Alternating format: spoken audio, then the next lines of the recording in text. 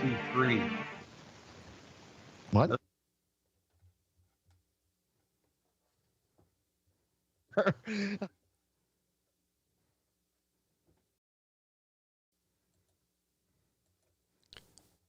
We're live on YouTube, by the way. Joe. We're live, by the way. Okay. I just got a call a minute ago from you guys. I couldn't join in, but so all right, why not? we're live. Okay, let me just introduce us on New Visions Radio. I want to thank everybody for tuning in. Our first show back here, 2022, Nocturnal Frequency Radio, and of course simulcasting on our YouTube channel. Hope everyone had a great Christmas and New Year's and didn't party too much. I mean, hey, you didn't want to forget about it. I mean, I don't know about you guys. How was your New Year's, guys? How was your Christmas? Didn't have one. All right. Hey, Not did bad, we? That's fun. Alex, did we resize again? Yeah, that's because Joe came on at the right moment, so I gotta resize everything now. All right. Shit. Yeah, I feel like New Year's is kind of depressing, but also a little happy, like feeling at the same time, like, you know, it's just an odd year. With everything that's gone on, you want a new beginning, but at the same time, it's hard not to reflect back on the past year. But I'm hoping for a good 2022. You know, it's crazy that we're in 2022. Hopefully we weren't kicked in from one hot bucket to the next. Hopefully this year will be a lot better. I like to think so. You know, I want to start off with everybody because, I mean, you guys have all been a part of the mindset world in some form or fashion or whatever else. And we're keeping this unscripted because we have to. And every time we had Gareth on the show, that's the way we had it. We had, let's talk about something and just let it run. And I want everybody, because I know everybody who's watching on YouTube might, well, probably obviously know all three of you guys, but not everyone listening to the show on New Visions. They probably don't know you guys. And I want people to know who you guys are. So, you know, let's start with Matt. Matt, let everybody know who you are, where to find you, and what you kind of do.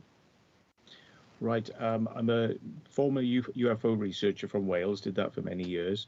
Had a UFO sighting, which kind of set me on the track of looking into that type of stuff. Then I became one of that flies back. Where is it? Sorry, yeah, we got a fly invasion going on, yeah. Like, yeah. One fly and he's going to die. Then involvement in crop circles. I went into doing being one of the guys that made the crop circles for quite some time, and I was doing it to kind of test whether or not there was anything else out there that was, you know, influencing people or getting reactions from making crop circles. And I did that for a number of years, and then I got arrested for that. So I had to stop being a crop circle maker. So I have the unfortunate moniker of being the only person arrested for making a crop circle. So yeah, that's not a very clever thing. But then I've kind of been more in recent years. I've got into my urbex exploring stuff, which I've always had. You know, I've always had that kind of interest in like secret military bases and things. So I now film that and put it on YouTube. So that's in a nutshell. And let me say, I've been really intrigued with a lot of the places that you explore, man. I mean, there's some really, really not only historic but really creepy places. Yeah, I got him, but I don't know whether he'll stay down. Sorry. Ben. Yes. Yeah. Well, I've never been arrested for anything I wear as proudly on my sleeve as Matthew does. But I'm a former hospital porter from here in Oxford, in England. But I'm an expat taffy, like Matthew. And over the course of my life, I've come to realise that certain subjects, such as UFOs, the paranormal, government cover-ups, the things which most people laugh at are actually real. And not only are they real, I consider them the most important issues affecting the world today. And gaining an understanding of those has become a necessity. So I've essentially become, over the years, I've become an independent journalist and I'm an author. I've written a series of books on UFO conspiracy and paranormal subjects, and at the moment I think it's no one moment when I sort of became one. I was one, then I became the other, but it's something that's built up over the course of my life. It's something probably that began in childhood. And you know what? Those books are available on Amazon, and grab them. The first novel was amazing, Ben. Thanks, Steve. Roswell Rising. Yes, I have to grab the second one now. Oh, I'm hooked. You reeled me in, buddy. Great. I was confident you want to read the second one. Joe, thanks for coming back. You've been on the show like Ben. Just let everyone know about Joe. Yeah, much like Ben and Matt, I've been into a lot of the paranormal and just all that kind of subjects from years ago, from growing up. Always sort of questioning what's going on in the mainstream media, and especially like UFOs and aliens. I mean, that really piqued my interest early on in my younger years, right? So I've always been in that sort of stuff. But I remember meeting Gareth as far as the Mindset Show and how I came to be on sort of part of these projects is he was always talking about that kind of stuff early on in his Nervous Teeth days, him and Rod and stuff. So I remember listening to those shows years ago, and I reached out to him, and we became great friends. I met Ben, and I've talked to Matt before, and I met so many great people through the Mindset Network and all that, through our common interest of just all that sort of stuff. And it's amazing to think back of all the different stuff that's gone on over the years, you know, the decades. Now time flies, like I said earlier, and looking back, it's all that stuff you question it, but it's still going on today. You know, a lot of the same things that we questioned back then. Like, it's just things are more accepted now, like technology and stuff like that. All that smart technology. But yeah, I mean, always been that kind of stuff. Yeah, you know, Ben, when you said, you know, things that you know, people don't really pay attention to.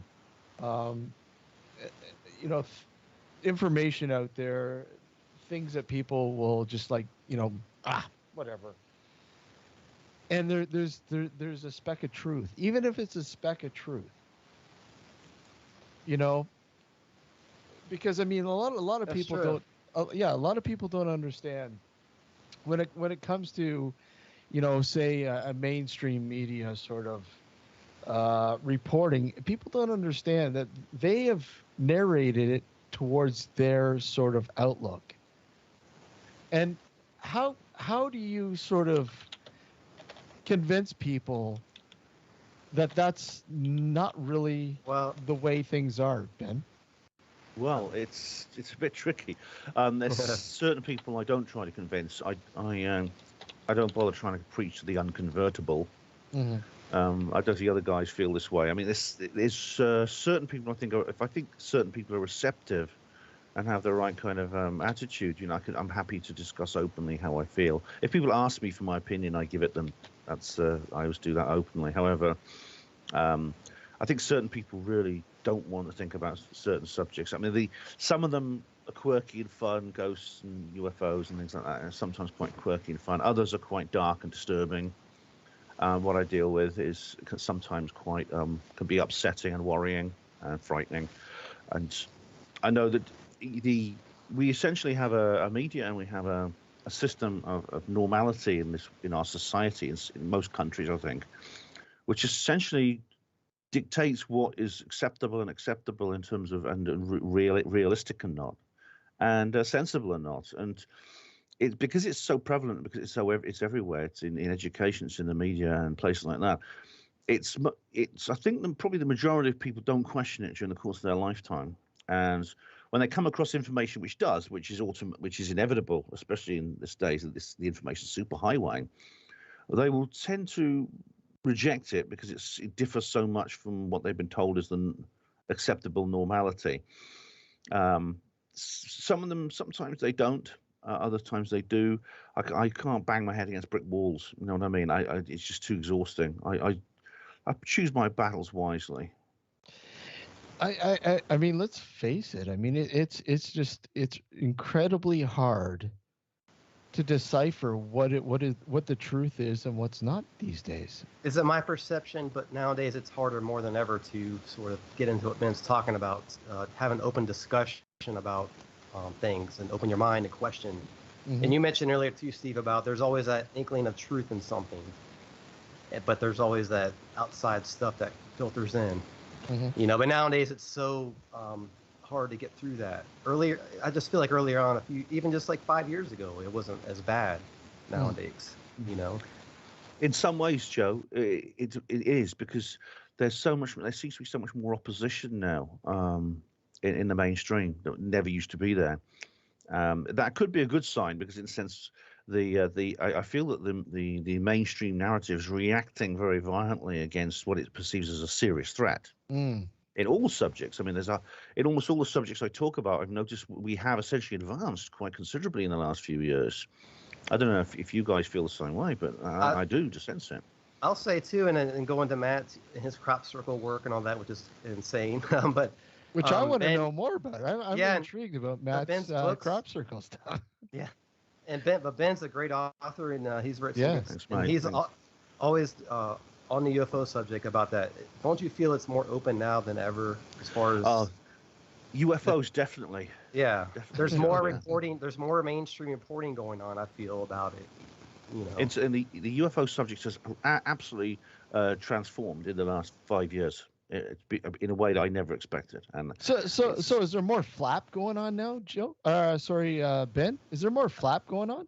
In terms of flap, in terms of sightings, reports, and things like that, and the presence of the phenomenon, I don't know if it's actually increased.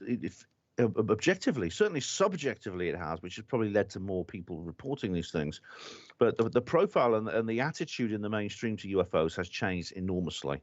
It's a 70, in fact, it is literally 70 years, a 70-year strategy, which was actually referred to in the very early days of the CIA in 1947 as official ridicule and denial, has changed. They've changed strategy very suddenly and very radically in 2017. For reasons, again, something spooked them. I'm not sure exactly what, but it's very interesting how that happened. And we're living in what I call new ufology. But you won't see the news stories. Well, sorry, Matt, let's get Matt in here. Come on, Matt. That's yeah. No, I was coming in. I was coming.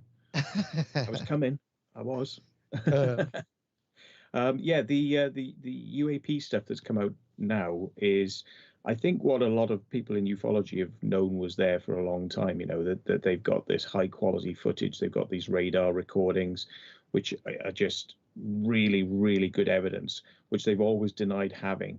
And they say, oh no, we've got nothing like that. No, it's just like, you can always kind of deflect it off and say, oh no, it's nothing. It's probably just some weather effect or something like that, or whatever, or misidentification. And now you've got them saying, no, this is, we don't know what it is, but it's definitely real. And there's kind of that sort of different approach now, saying that this is definitely real, is an interesting thing, because it could be, I think there's possibly two ways this could go.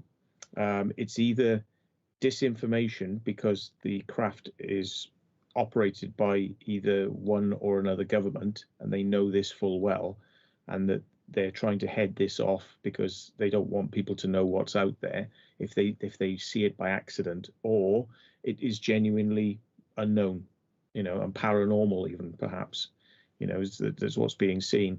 And either is very interesting, because if they've got technology like that, things that can sort of like go from a couple of miles per hour to tens of thousands of miles per hour in a couple of seconds, and just shoot up into the stratosphere.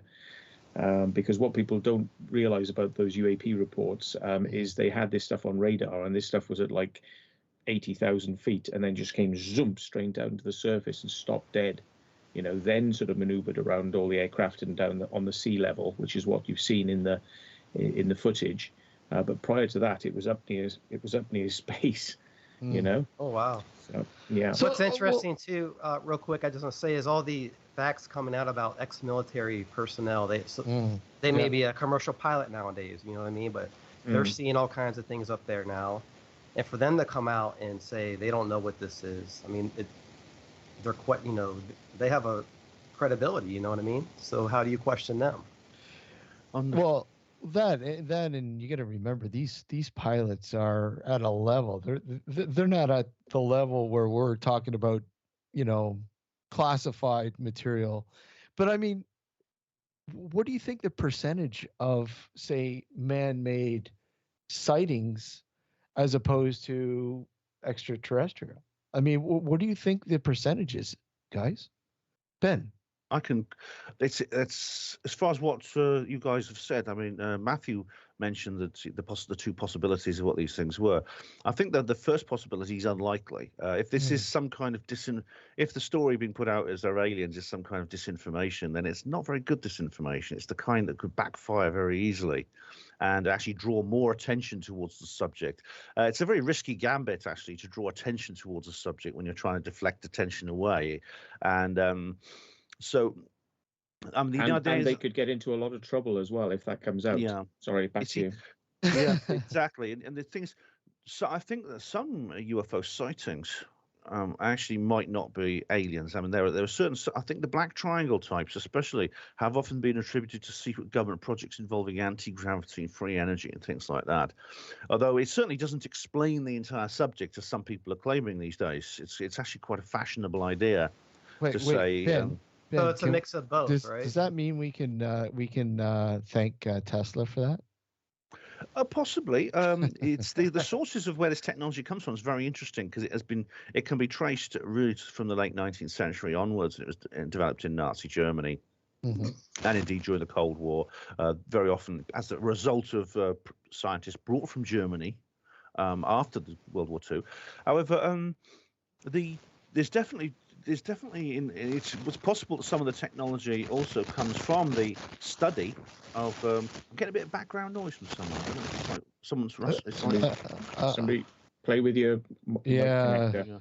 But it's possible that people these things have crashed like at Roswell and some of the things, and scientists have examined them and maybe worked out at least partly how these things operate and how they were built by whatever extraterrestrial civilization created them, and have managed to reverse engineer them. That's another possibility. Although there's no actual evidence that what we're seeing in terms of in the footage that's been released, which they said didn't exist, and they then said, "Oh yeah, we got it." There's no evidence that actually comes from China or Russia. These countries are usually the ones nominated.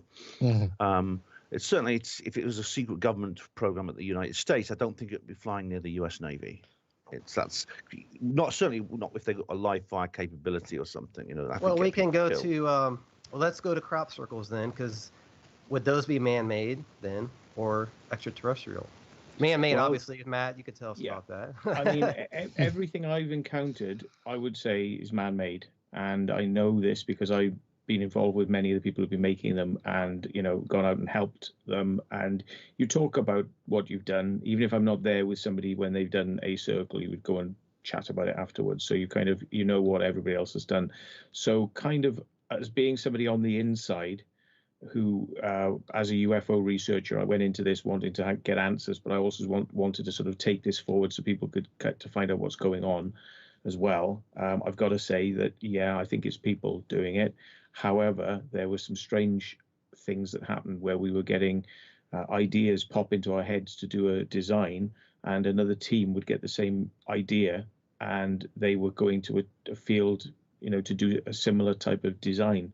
Similar enough to kind of, be interesting, in my opinion. And this happened on a number of occasions. There was even a night, it was actually on my birthday, if you can believe it. So on the night of my birthday. Now, somebody came forward and said that they did that because they wanted to sort of wind me up, But I wonder whether or not they would have been that coordinated in order to do that, possibly. But two designs appeared in two different parts of the country, and they were spirals. And the spiral came out one way and then went into another spiral. Now, the funny thing is, these people who were saying that they did the designs, I actually met somebody who, which was everything in crop circles is very coincidental. What you notice is that you meet people who tell you something, who fill in a blank, or things like that. So it's one of those kind of mystery coincidence type subjects. And I've met people who made crop circles from years ago, and I've just been like walking up in the countryside and come to a monument, and I hear somebody chatting about the paranormal. So I kind of like sidle up next to them and end up chatting and find out that this guy was the guy that made a very, very famous crop circle from many years ago that prior to our time we didn't know who did some of these things back then. So you could question then, well, are those the alien ones then when people weren't making them, perhaps? But it turns out, yes, there were people around doing it back then. But it's the coincidence of just walking along the countryside and just bumping into somebody that I really would have liked to have met that person, and there I am just bumping into them in the middle of nowhere, and sort of ended up having a conversation. And he was able to prove to me by deciphering something that he'd done that nobody knew. He gave me the decipherment of it, and he said, if you work this out, it actually spells out a sentence. And it was like, okay, cool. And believe it or not, the sentence was a bit of a derogatory dig at a crop circle researcher from the time, because this decipherment turned out to say Meaden, which is Professor Meaden, who was looking into this stuff. Professor, it says Meaden talks shit. So when you actually deciphered this crop circle, that's what you got. But he was the only person who knew it for all those years, and then happened to bump into me, which is just amazing. It's an interesting subject too. Sorry, Steve, but also, Matt, a lot of these circles I've seen just on reports, they have traces of radiation and things like that. How do you explain that? Well, I can't explain that side of things, because even though these things are made by people, and I've actually taken the likes of Linda Moulton Howe out to watch us making these things, there were a number of scientific interested parties who came, such as Ron Russell and Dr. Simeon Hine, and they brought equipment with them. And I just basically put it out there. If any of these people want to come and watch us making a crop circle, we've been paid to do a design for a local. Well, it was digital radio. So it's, if you imagine like the symbol for digital radio is an ellipse with an R in it. We were invited to come and do that. So the guy who owned the company Digital Radio paid for the field. We went and did it. And basically they tested the field beforehand. There was no weird readings. We completed the crop circle in front of them. They showed us, all the measurement techniques and everything like that. It was it would have been a hard one to do at night because of the techniques we were using, which were using 2 points with a rope strung between the 2 points, which you then hold out and it makes an ellipse. So it pulls an ellipse, but it's 2 set points with a set distance of rope, which you don't change. And then as you move it out, it produces a perfect ellipse. So after we finished, they put their meters across the field, and they said, wow, this is amazing. We've got the largest readings we've ever had in a crop circle. So the field was alive, That's interesting. And what? How'd you explain that? I don't know. I really have no idea what would cause that. But the sad part about it is that those two went away and told everybody about how amazing it was. And Linda Moulton Howe went on a radio show and just derided it and said, I've seen some people trying to make a crop circle. Well, we did make the crop circle. It was quite complicated design. And then she said, I think they work for the CIA. That's all she had to say on the matter. So that's why. So they're trying to say that they maybe said or planted the evidence there. Well, she saw these people test it beforehand, and I don't know what her problem is, but I think it taught me something. I had a lot of respect for Linda prior to that, but I lost respect after that for her. Ben has always been big into disclosure, right, Ben? Oh, very much so, yeah. He's Mr. Disclosure. I mean, what disclosure is coming, right? I mean, it should have been here by now. Maybe it hasn't happened. It's a bit of a joke, when you're gonna have disclosure. Oh, 6 months after you talk to Ben Emlyn-Jones, that sort of thing. But I mean, the novels I've written, they're fictional. They're just complete stories from my imagination. But it's an imaginary world in which we've got the truth instead of the lies. So that sort of led to a thought experiment, which led to a disclosure with I'll be back. would cause so much disarray, in the world? It probably there would be, I think, an upheaval psychologically, culturally, and indeed. Imagine religion, right? I mean, yeah, well, yeah, I mean, although the Vatican is holding back evidence, we know. Well, they've started hedging their bets, the Vatican, very much, because there's people like Monsignor Corrado Balducci, he is a ufologist. He's a official at the Vatican City, but he's also a ufologist. And what's happened is, I think they see the writing on the wall, and the Pope has made a couple of comments like he'd be willing to baptize an alien and things like this. That'd be interesting. Did Jesus appear on other planets and things like that? So I think they can. They're very adaptable, the church. I mean, they've survived the blow dealt to them by Charles Darwin, which was enormous in the 19th century, But so they can adapt. Other religions will probably cope better, actually. Islam would probably not really bat an eyelid because they already have the concepts of the jinn, which are kind of aliens. Hinduism would be fine. I honestly, probably religion would survive. Would be fine with it. I think it's the skeptics who'd have a bit of a meltdown. I mean, they would have to eat so much humble pie. I think they would be bloated to death and end up lying in bed all day for at least a couple of weeks. I think we're going to see more of this discussion going on, and just in general, because we have more people going into space now and things like that. So they're going to, if it does exist, there's stuff that's going to be seen out there, right? You're going to have a lot more of them coming forward and saying stuff. I mean, wasn't there somebody on Coast to Coast the other night? One of the first female astronauts, I believe. Wasn't it that came forward and said that they'd witnessed something up there? Oh, there's been several astronauts who, for example, Gennady Strakalov, who was one of the first astronauts on the original Salyut space stations that the Russians put up in the Soviet days. Yeah. I don't know why they call them cosmonauts, they call them for some reason, but I say astronauts. And there's Gordon Cooper. Now he set an endurance record in space in the 60s. He saw strange things up there. And more recently, there's been other astronauts, for example, who've been up on the space shuttle and the International Space Station, who have suggested things such as Helen Sharman. Now she's the first British person in space who she sort of hinted that there might be aliens up there. How come Shatner didn't go up there with his camera talking about, you know what I mean? Like, good, wouldn't it? he was too busy sucking up to what's his name and saying, "Oh, thank you for the opportunity of a lifetime." You think he would have said something? I was hoping that he would have a sighting and come down and talk about it, but he didn't. But you know what? This James Webb telescope that's just been launched. Yes. And that's what they're going to do, because someone's going to want to point it at Tabby star, which is the star which shows signs of possibly having an alien life on it. Now, I know that a lot of people say, well, they'll cover it up because NASA are controlling this telescope and they'll just cover it up. Well, actually, when it comes to astronomy, you can't actually cover things up in astronomy. It's the one truly democratic science. All the data is above our heads.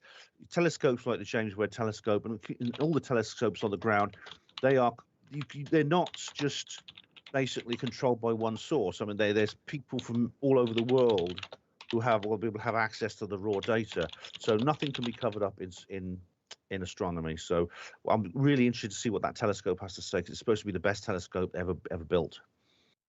I wanted to get your, especially Matt and Ben, your take on an experience that I had. And I know Alex had a similar experience, and it seems to be somewhat of a phenomenon over here. And I know it's worldwide. I don't know how much maybe per se over there in England. It probably is. I don't know. But my experience was probably about 14 years ago. But what I had witnessed was several orange orbs in the sky above Lake Ontario, all moving erratically and very, very fast at points, hovering, dropping down under the horizon, and no rhyme or reason. And I looked into this phenomena and noticed that, look, I'm not the only one. And I know, Alex, what was it, several years later? Yeah. You had your experience. What was your experience exactly again? This is probably going back 8 years ago, I would assume, more or less, when my wife and I still lived at the condominium. And we were both outside on the patio, sorry, the balcony, I was looking eastward, and I saw these 3 orange orbs like you did. One was like a straggler. It was far behind, and they were coming towards us. And then the one that was straggling behind sort of just picked up pace, caught up with the other 2. And as they got close to almost above us, they veered north and just headed northwards. Now, there was no noise. It was completely silent. And if it was a plane, they don't head north. The airport was west. They should have kept going straight if it were planes, but they weren't. They kept, like, I didn't hear anything. So it's either they developed some kind of silent engine or it was something completely weird. I mean, I've got some footage of it, but unfortunately, my footage is an old flip phone camera, and it's a piece of shit. So you can't really see too much, which kind of sucks. But I don't know, Matt. Have you ever heard about these? Your thoughts? Well, I've filmed sort of things with balls of light dropping out of them and coming back up and going and then hovering, which are very similar to things that were spotted many times over Gulf Breeze in Florida. Mm-hmm. I filmed those near the Salisbury Plain. I also took a photograph of a white horse with a new camera, digital camera, and I was like, sort of, oh right, I'm going to take photos of everything now because it's cheap. I can just, like I was taking photos all the time. And I took photos of this white horse, which is a chalk horse on the hills, as it, if you don't wonder what I'm talking about with a white horse, white horses on the hillside.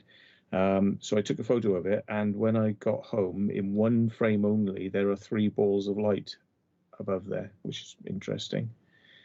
So yeah, I mean, I think these things are definitely out there, and people see them, and pilots see them, and the government know about it, but they've been playing this game of not wanting to talk about it for a very long time. So I think they want to be in control of the narrative, of the reality, and they don't want people getting a little bit too excited.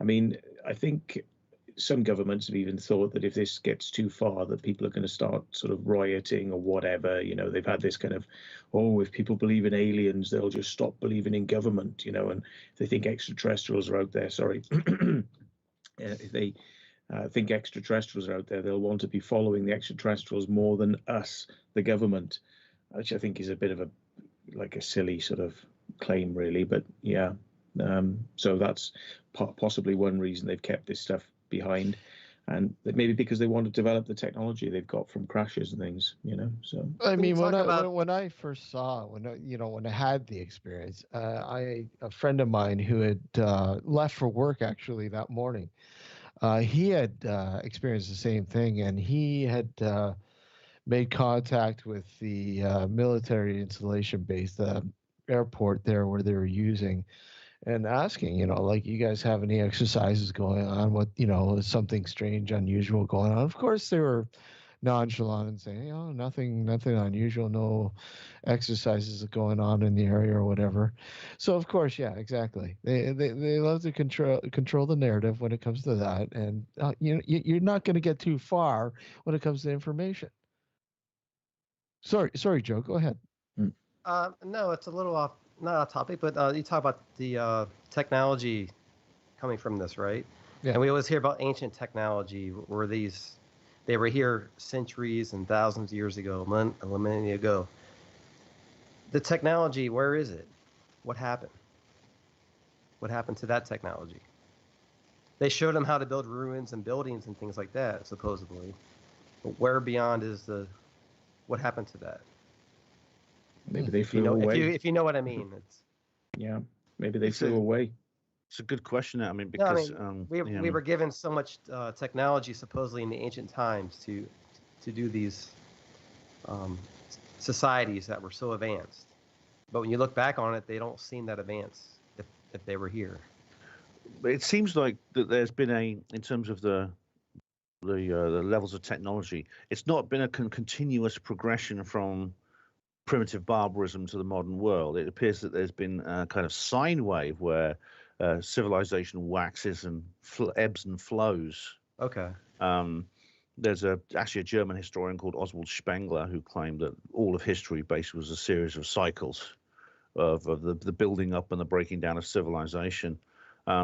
Because you look at these ancient monuments, it's pretty clear that the people who built these weren't just savages. I mean, we're told very often that these societies had, for example, some of them didn't have the wheel, they didn't have the pulley, they didn't have the lever, they hadn't created any of these things, they didn't have iron, they had just stone tools or bronze tools and things like this. But they managed to create very, very precisely built stone monuments, which are very, very well crafted, things we couldn't really construct today in many cases.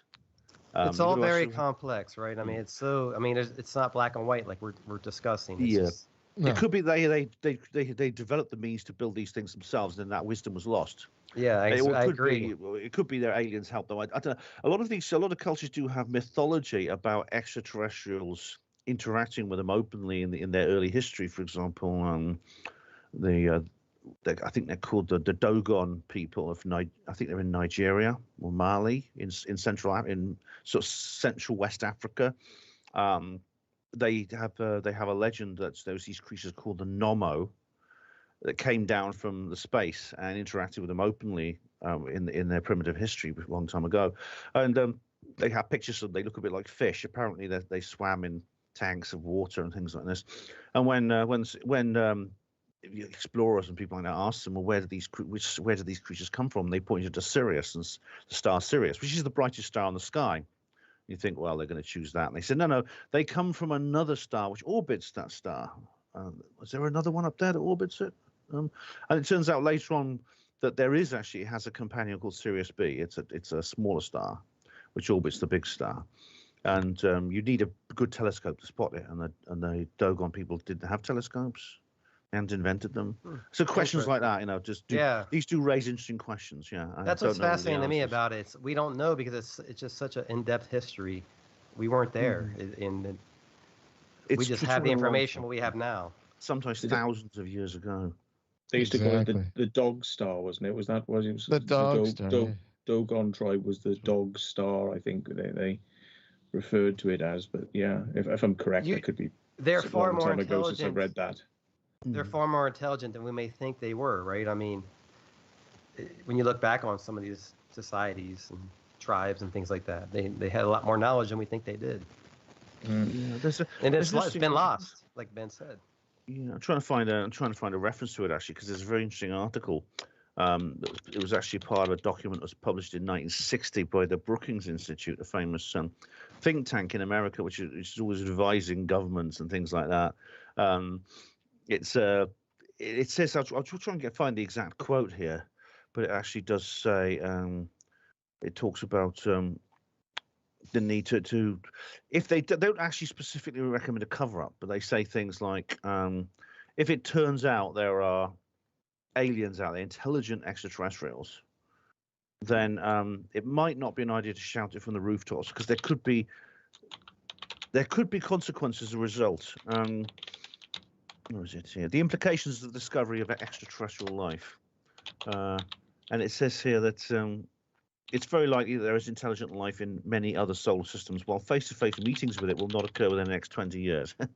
An individual's reaction to such a radio contact or other kinds of discovery would be in part depend on his cultural, religious, and social background, as well as on actions of those he considered authorities, leaders, and their behavior. In turn, would in part depend on their cultural, social, and religious environment. The discovery would certainly be front page news everywhere. The degree of political or social repercussion would probably depend on the leadership's interpretation of its role in the threats and the national personal opportunities to take advantage of it. It does say that there could be terrible consequences on terms of culture and society. Okay, Ben, hold it there. We're going to take a short break. Okay. All right, hold it there. We'll be right back. You're listening and watching Nocturnal Frequency Radio here on the New Visions Radio Network, and of course, simulcasting on our YouTube channel. If you'd like to follow us on Twitter at Dark Discussions, Facebook, type in Nocturnal Frequency Radio, and of course, guys, come on, raise a glass to Gareth. Raise a glass to Gareth. That's why we're here. Cheers, Gareth. All right, we'll be right back.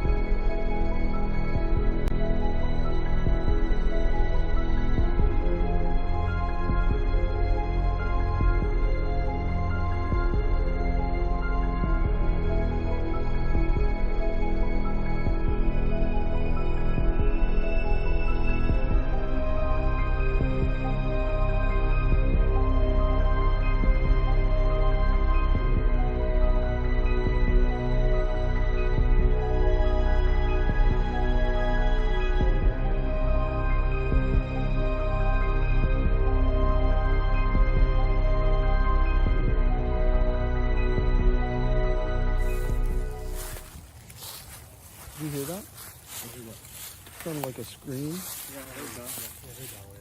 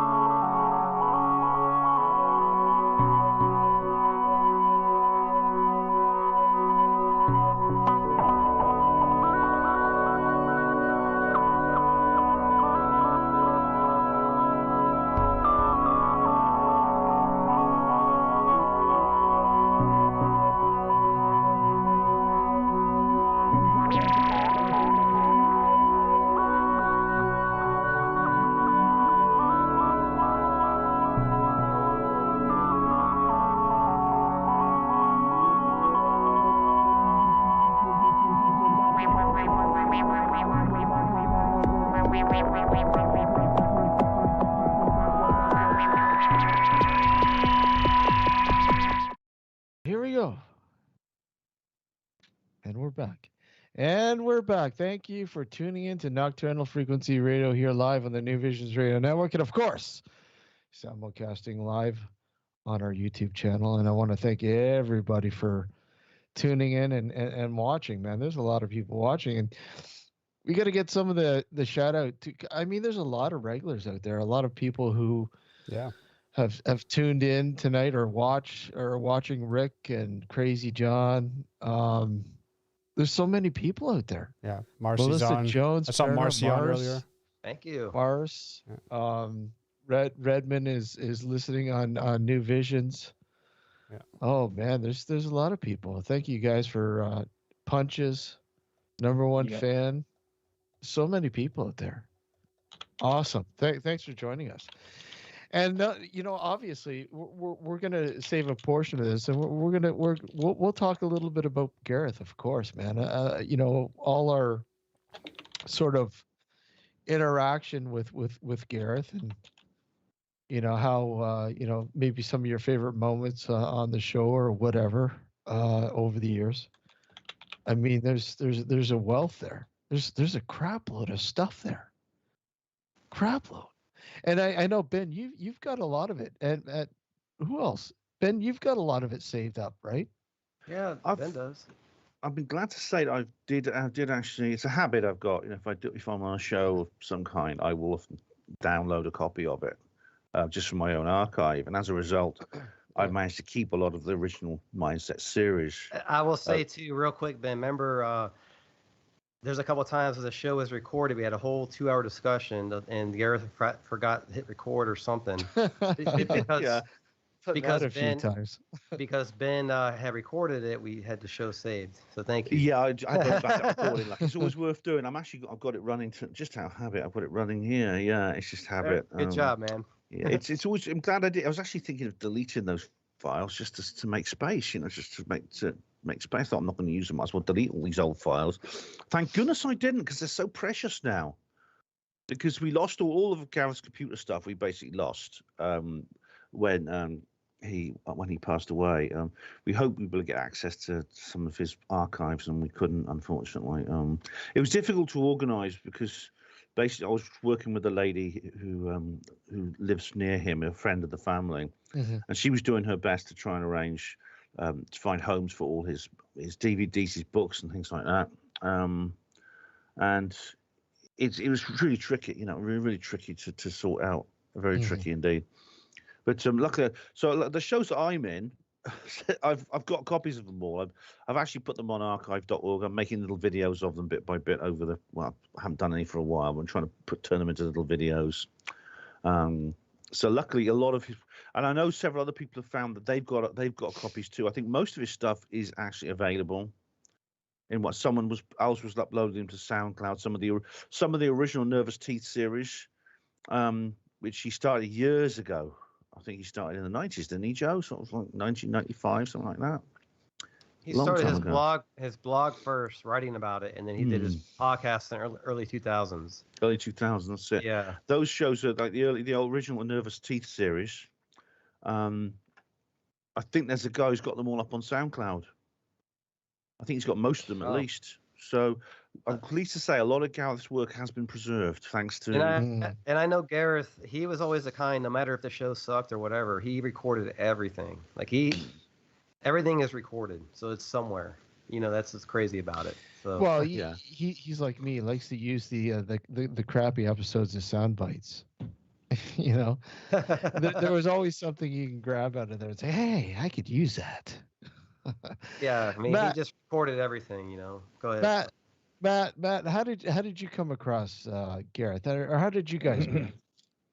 I think he asked me to do a show at some point. I don't know how that came about.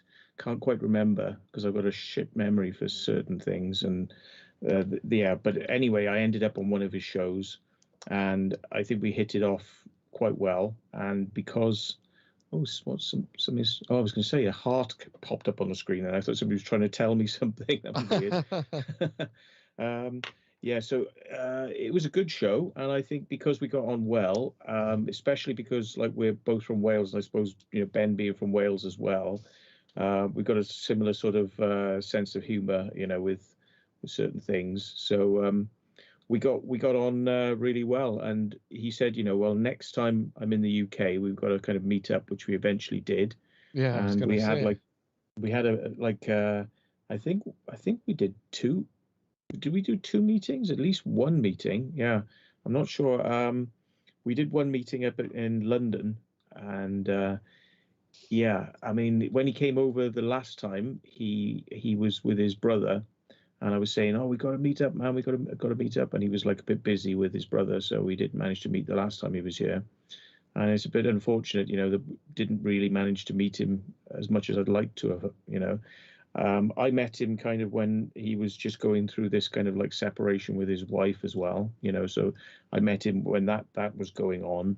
And what I found particularly poignant and sad, even though I didn't know him as well as some of you did, and Ben, for example, Ben knew him very well, I just found it very, extremely sad that his life was turning around from being, like stuck under the thumb, to kind of, now having his whole new freedom to kind of do what he wanted to do. And then that terrible, he was taken away from us, Yeah. Too soon. Yeah, too soon, too early. Yeah. That's the part that hurts the most. I think about him every day. But he's an inspiration to me, I mean, but you can't help but feel, sad, but I try to be happy. That's what I'm trying to do. He affected so many people. He affected all of us. I mean, not just us, but everybody around the world. It's crazy in a positive way. Well, it's amazing because, like I said, I remember doing some research years ago on the Highgate Vampire. And obviously, I was, pretty much drawn to Gareth, who had talked a little bit about it and spoke with David Ferrand. And from that, I said, I made contact with him. I said, would you like to come on the show? I'd love to have you on the show to talk about it. I had already had David on the show. And I thought, well, hey, let's just get another perspective on the whole deal. And he came on his first show. We didn't even talk about the Highgate Vampire, which is weird. We just talked. He came on and talked about just a literal dark discussion. Just a free for all. We talked about whatever, and it was just instant hit off. It was really amazing. And I have to say, unfortunately, finding after the fact that, him when he passed away, it just amazes me how many people he literally touched. It's just amazing how many people really enjoyed mindset, really enjoyed, nervous teeth or Paratalk. He was a genuine person. I mean, let me tell you, he was like a brother because no matter what sort of difference you might have had with him, he was always one to talk to you and just reach out to you. And he was open-minded, it's such a unique person. You'll never meet no one like him again. So that's what's sad about it for me. Well, yeah, I mean, there obviously will never be another Gareth. I mean, that I know. goes without saying. Yeah, It's just like that. There's been several times me and him have had a little bit of falling out, right? Where I was on a show for a little bit, but he was always a good friend and came back. He was forgiving. You know what I mean? Always like, let's talk about it. Well, he was quick to judge. I mean, he wasn't the judging kind of guy. He would listen to your side of the story, and he may not agree with it, but it didn't matter. It didn't matter. It didn't matter. That's the way he was. Let me tell you something too. In the beginning mindset, he was never about making it about some major network or, big business thing. It was just about his passion. You know what I mean? Because there were so many times in the beginning on our podcast. This is before Ben came on too. I was trying to push him. Let's do this. Let's get on like internet radio. Let's do all these different things, And he was like, But then I remember Reeves telling me, and I hope I'm not crossing lines, but Reeves like, you're not going to be able to do that with Gareth because Gareth is set in his ways on certain things, And I learned about it. I just wanted to point out Reeves was going to join us this evening too, but unfortunately he had to work. So, it's too bad. Would love to have Reeves on for that sort of Paratalk sort of,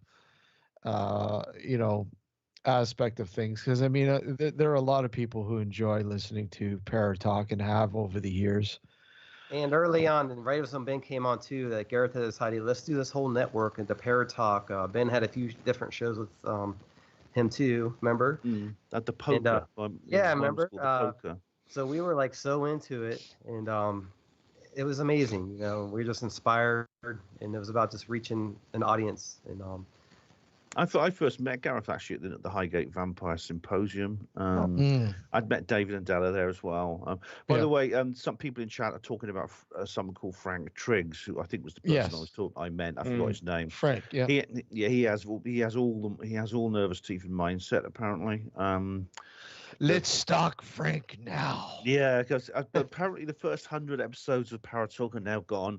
I don't know. Someone out there might have them. I found a video. Someone uploaded a video today, actually, which they emailed me and told me, and I thought it'd been lost forever. It was from a conference from 2017. I thought, wow, you found it. That's amazing. So they might be out there somewhere, but it would feel fateful if we did manage to pick it up, because it would be like everything Gareth did is still there. I mean, you could just new people who have never heard of him before, who now he's gone. He gave everybody an opinion too on the shows, right? Like Matt, too. Everybody on the show had an opinion. Like he would, and actually there was a point in the show where he's like, we're gonna make it where a person gets 5 minutes of their opinion. Everybody had their input. So it was just like amazing. No matter what you thought, it wasn't about politics. It was anti-politics, in my opinion. So, what I enjoyed the most about not only being on Gareth's show, and when Gareth came on and was a guest on our show, was the fact that he was very inquisitive, very very and when something he wasn't aware of it when it intrigued him, he was just like, wow. I know what you mean. Yeah. He was like a sponge. He needed to know more. You know, I mean, I remember one time, playing some EVPs for him, and he was just blown away. He's like, "Wow, I think these are some of the clearest examples I've ever heard. How?" And I'm like, "Hey, look it, just lucky, I guess." He had like do you remember the ones he picked up in his new flat?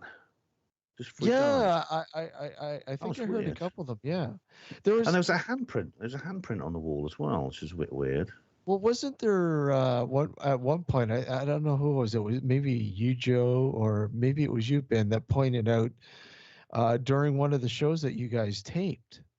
Oh, there we go. Say taped. Oh my God. Yes, I remember that. Who does that anymore? Who tapes? No. Yeah, it was a Paratalk. We played it back. Yeah. And, you could hear it. There's a growling voice. It was weird. It's one of the Paratalks he did with Reeves. He regularly replayed it on the show. He regularly replayed it, and it was very strange. We're not sure exactly how that happened. It was simply just like a Skype recording, like what we're doing now.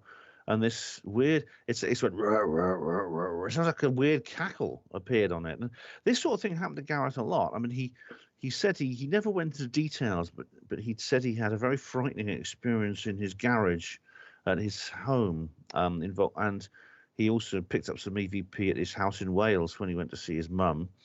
And this handprint that was on the flat, when he moved into the new flat, this handprint was on the wall like a child's hand. And I thought that was weird because the place would have been cleaned very carefully from top to bottom before the new tenant moved in. And I did say, "You're going to wash that off?" And he said, "I haven't done it yet." And I used to joke with him. I said, "You're not going to wash it off because you're scared it will come back afterwards, aren't you?"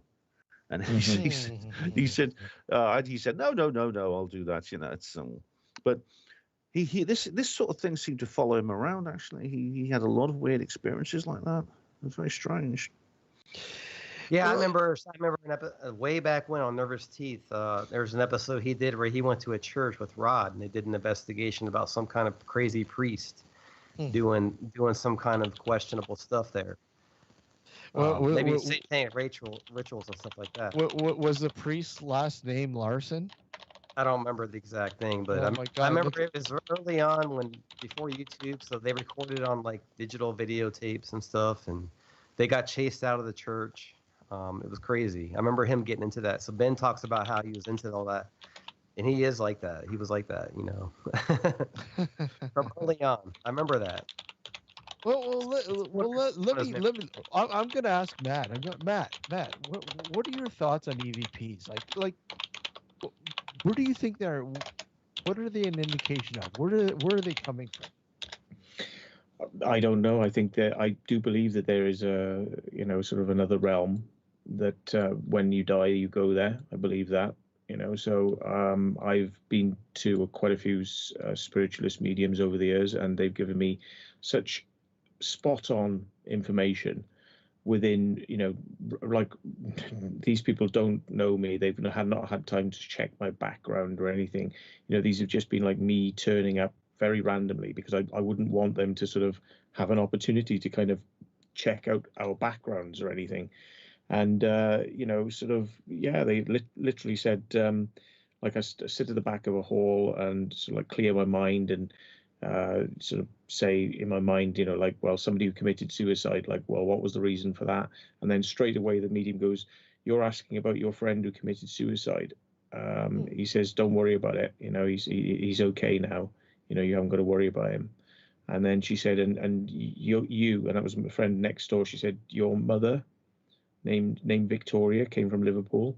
And it was like, bang, straight, spot on, So she said, she's here with me now, sort of like, and so I do believe there are real people who can do this stuff, but there is a lot of bullshit out there. It's like everything these days. If you look at like half the stuff on YouTube, I mean, more than half probably, of like, ghost this and ghost that and TV shows, where, they literally have to get something, it's like, it's a business. It's like Bigfoot entertainment. too.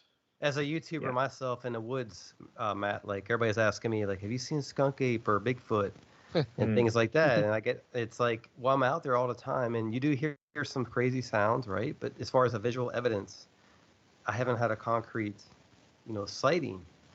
I'm always asking you that, aren't I? Yeah, you are. But I always used to ask you. You said the skunk ape this time. Yeah, that's what people call it in Florida. But I did hear some weird sounds recently. Some growling sounds. Joe, there's a guy down there. There's a guy down there. Oh man, I wish I'm gonna get the guy's name.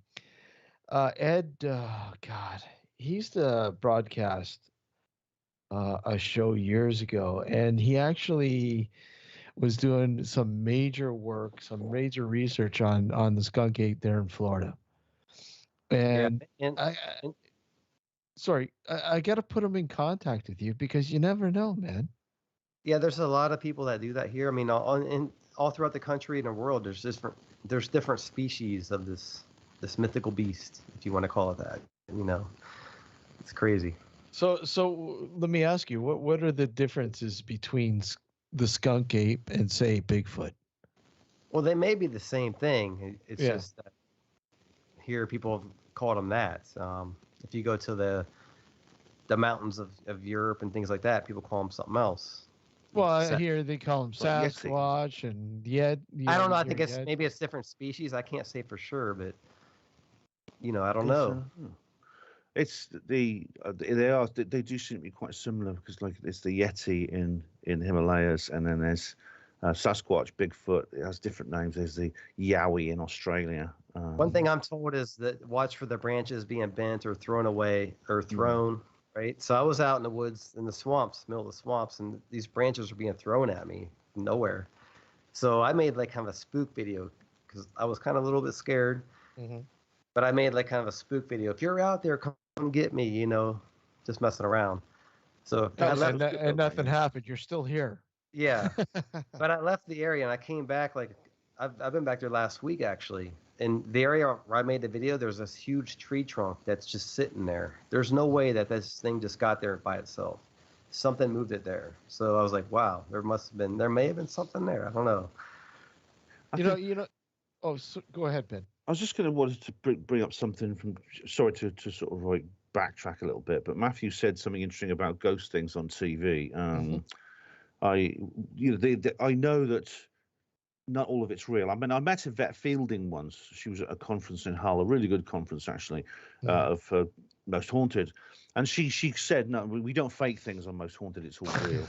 And I didn't actually. I wasn't going to be rude to her and accuse her when I was face to face with her, but you see, I've got another guy, another friend of mine, called Ross Hemsworth. He's done several He used to do this thing called Ghost Detectives, which was on Channel 4, and Chris French, the skeptic, was there, and there was a lady called Mia who was a medium. It was kind of like they used to go and investigate things from their own perspectives all over the place. Yeah. And he did this thing called Halloween Live at the Tower of London, where he went around. Basically Halloween evening, they sort of did a stakeout for ghosts at the Tower of London, which is very haunted. But he actually did have an opportunity to do another program. He's talked openly about this, so I'm not betraying the confidence. And he said he was offered a large budget, staff, a big crew and a staff to work with, and it was going to be a primetime TV show on one of the terrestrial networks. And he was about to sign the contract, and they said, Gareth, they said, Ross, one thing, we are going to have to deliver results no matter what. And that obviously implied that if he couldn't find real ghosts and things like that, they were going to have to fake some. Just because it's and Gareth to Ross, to his credit, walked straight out, because if it's a devil's bargain. If you do that, if you get involved in a serious ghost hunting program on TV, and they say, yes, we're going to have to fake stuff if you can't find real stuff, that's the kiss of death, because it'll discredit everything else you do. Exactly. I mean, you look at the most popular shows. I mean, look at Ghost Hunters, for instance. I mean, there you go. There's been several times when they've been accused of faking stuff, and they no, we're not faking anything. I don't know what you're talking about. They have to cover their asses. And you know what? It doesn't matter. I mean, people know, it's like I always equate it to watching wrestling when you're a kid or something, Oh, they're not faking it. It's real. It's real. Look at, he threw him over. There's real blood and everything else. It's staged. No matter how you want to look at it, It's entertainment. It's on TV. They're not going to show you the 3 hours in between each edit. It's too boring. It's too wonderful boring. fun, yeah. On these ghost shows, that's how it is. I mean, do you expect them to get all that footage within 45 minutes to an hour? No. Right? You want Exactly, real TV? Look at Matt's Secret Vault. Exactly. No, I'm serious. I'm serious. Because when Matt and I'm not saying, hey, look, promoting it. I'm just saying, look at when Matt is throwing something up on his channel, he's showing you everything. Sure, there's edits, but for the most part, he's showing you what he's experiencing. And I will say, because he has longer videos, and that's what I'm telling you, right, Matt? You just put everything out there. You There's need no to like, it's got to be real. It's just got to. But also, I gotta see that.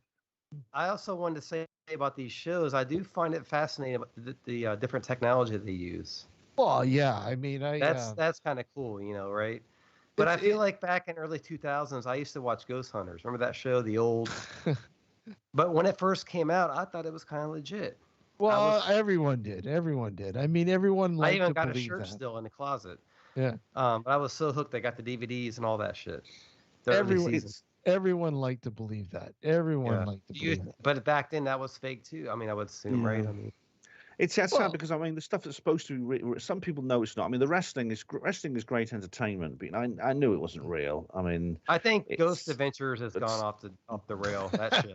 That guy, it was off the rails from the beginning. Well, because that guy gets into the acting. Like I'm being choked and all that stuff. Well, how can you prove that through a video? Right? I don't know if you've ever seen his documentary Demon House. No. I mean, watch that and you'll see right there how just legit the guy really is. The BBC got into quite a bit of trouble because they did a live ghost watch a few years ago. Ben probably watched it. I watched it. And they did a live ghost watch, and then things were kicking off and things were happening. And people said, like, it's obviously fake. And the BBC had to admit that it was fake, but they told everyone it was real. Ghost Watch was great, actually. I mean, because it was a docudrama. It was right. There was a sign of War of the Worlds type situation. A couple of people that were scared half to death watching it. I mean, I think there were a couple of lawsuits, and I met the guy who actually made it once. He turned up at a conference. But it was a docudrama. I mean, I thought it was real because the characters were all people I knew. People like Michael Parkinson, for example. Yeah, they were celebrities. Who is a real life TV presenter who does serious documentaries and news programs and chat shows and things like that. But that was obviously not meant to be real, but people, it even had some credits at the end, but it was done in a way like War of the Worlds where people thought it was. It's the problem.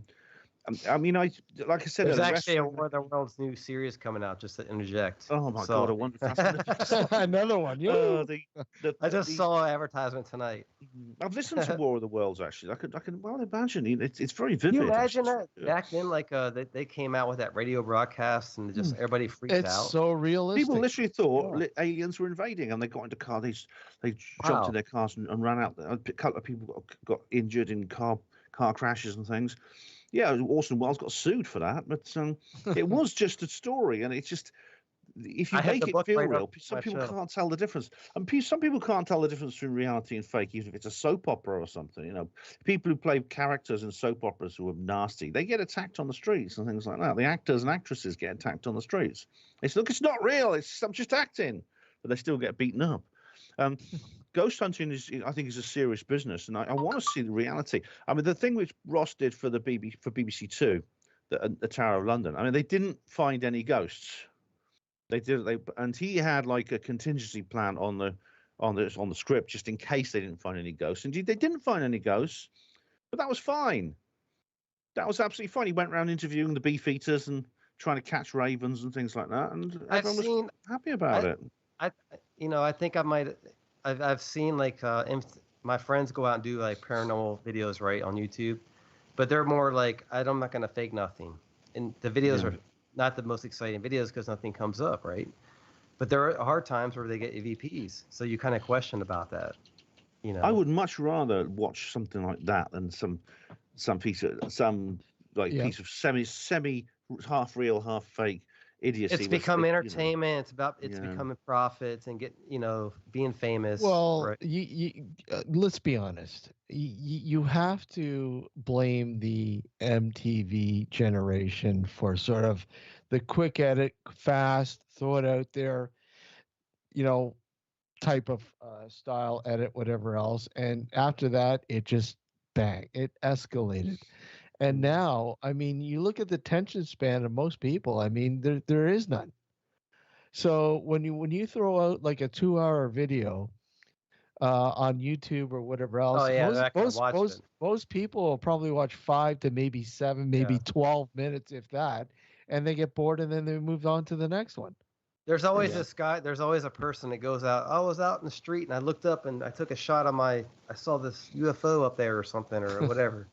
Like you see a lot more of that now with the smartphones and things like that. And you question, is that real? Well, the problem is, I mean, in fact, Steve was talking about. Steve mentioned earlier the footage he got which is very poor quality. The problem with UFO ghost footage as well, or other Loch Ness Monster and things like that, is they tends to be either very, very poor, and you look at something, you think, well, that could be a fox, and you might be right. How about these shows too? Like they'll show like a door slamming, right? Like how do you know there's not a string attached to it in a video? It's this, and also the problem is like if people who take this kind of footage are usually quite excited and quite frightened sometimes, and their hands are shaking, they're not focusing properly, things like that. And then the problem is if you get something that looks too good, people will say you faked it. It's all done with Photoshop, and in this day and age, they might be right. That's the problem. So photographic evidence generally doesn't carry the same weight it used to. Early on, there's a massive signal to noise ratio problem now. If you just go to do you guys want to hear something that'll blow your mind? That sounds like is Dan Aykroyd going to turn into an alien or something? I value my brain, which is hurting right now, so don't blow it too much. Alex, do you still have the child singing? I do, but I have to load it up. Hold on. Load it up. I want you guys. I remember that. I want you guys to hear this and let me know what your thoughts about this is. I hope I get the. Now, you guys get out there and get real content. I'm talking about you guys. I mean, how'd the recent exploration go? With the woodlot. Yeah. What happened with that, Alex? I'm editing the documentary as we speak. What happened with all that? I'm interested. Oh wow. Now you guys get into it for sure, so it's awesome. Alex is still alive, so I mean, not much. Yeah. The ghost. Well, he might be possessed. You know. All right, guys. I got it loaded up. Okay. You guys want to hear it? All right. Yeah. Hang on. Let's see.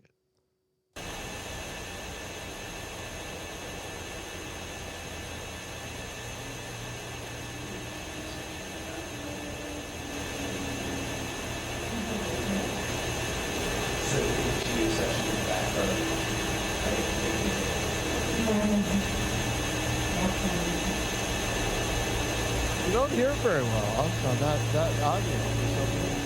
I know. You do kind of hear it, but it's very low. I heard voices. Yeah. I heard a slight woman voice. Yeah, no, you don't hear very well on that for some reason. I don't know why. Did you hear that? No. That audio. It's like a moaning almost. I heard it's amazing how these things are often picked up by accident. I mean, funny enough, the BBC did a ghost. They did a documentary about ghosts. And they had Joe Swash, who's a soap actor, a terrible piece of casting that was. And he did he went around looking at various ghost places, and they took him to these underground catacombs in Edinburgh, which are said to be the most haunted places in the world, and they made him stay the night in one of them. And he was really, really scared the whole time. And he didn't see anything or hear anything weird. But then when the BBC played back the recording, they found some EVP on the microphones. More than one mic. I mean, it was picked up by 2 separate mics. It was very weird. It's called I Want to Believe. It's a good documentary. I Want to Believe. The audio that was being played there was, unfortunately, I don't know why. Which audio is that? Just the audio? That's not the video, right? That's just the audio. I heard a slight voice in there. I don't know what it was. For some reason, I don't know. I wasn't coming through very well on that. But was the video walkthrough of the house before entering? I had my camera guy just do a visual sort of documentation of the house before anyone walked in. And he went up to, and this is an old farmhouse that's now a museum to sort of give people like a look at what life was back at the turn of the century, 1899, 1900 sort of thing. And as he's walking through, he goes up to the upper floor, the bedroom floor, and he centers on this painting of a little girl in period piece. I believe that the painting is titled Cherry Ripe, and there's an actual song of the same name. And as he's focusing on this picture, this portrait, he hears this. You can hear this little girl reciting or singing a song or reciting a nursery rhyme. What I'm gonna do, Alex? Yep. I think I'm gonna send you the link, and you might be able to download it. I guess, I don't know. Yeah. We'll give it a shot anyway. Give it a shot and see what it. Let me hold on. Let me just sort of. Whilst you're doing that, I'm going to go nature calls. So yeah. Do me a favor, Matt. Don't turn your camera off because it resizes everything. Oh shit! Sorry, I already did it. There we go. We're back. Don't worry. We're good. You're okay. Oh, yep. Good. Okay then. Right. Okay. You don't want to see it. You don't want to see a grown man in his thermal underwear, do you? So yeah. I've been out recently, and I've had some. I get these feelings like you're being followed or something's there. You know, and it's interesting. I usually don't talk about that kind of stuff. But. Okay, Alex, like there's the link in Skype there. And you guys could check it out if you want to later on to get a better sort of aspect. But just to get your take on your thoughts on something like that. I mean, it's still. I remember playing it for Gareth, and Gareth was just totally blown away. He's like, holy shit. Like, it's amazing how clear her voice is. And it did. It blew me away. This thing had been sitting in the archives for about 10 years. After, like, I originally had gone through the video, I didn't capture it the first time. I believe it was from 2009. And I grabbed the footage again because I was putting together a documentary, and I'm watching this and going, wow, this is just incredible. Like, how does something like this elude you the first time? Yeah, you look back on it, it was different, right? Ben, is there, let me ask you, the thought, the notion that perhaps that you record something, come back, and then come back and review it, that maybe perhaps over the years something is, I don't want to say infected it, but I don't know. What do you think? It's the idea that something can appear on a soundtrack later on is, I mean, it does. I think that really does happen. I mean, I've just watched the video, and it is very, very clear that you can hear a child's voice. It's very distinct, and sometimes you don't. I've heard of other people say that. Well, I said, well, I edited it the first time, didn't hear anything, and now I've looked. Here it is again, or even after it's been published, and then the voice appears on the published soundtrack. I can play it so that the listeners and the people can hear it. Okay, go for it, man. Okay. I can't explain that. Yeah.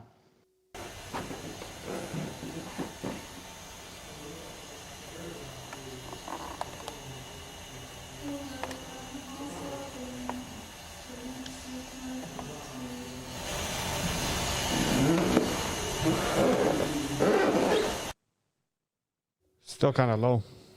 Yeah, you can't really make it out here. And I got the volume cranked all the way up. Matt, it's in Skype there. If you want to check out the link later on.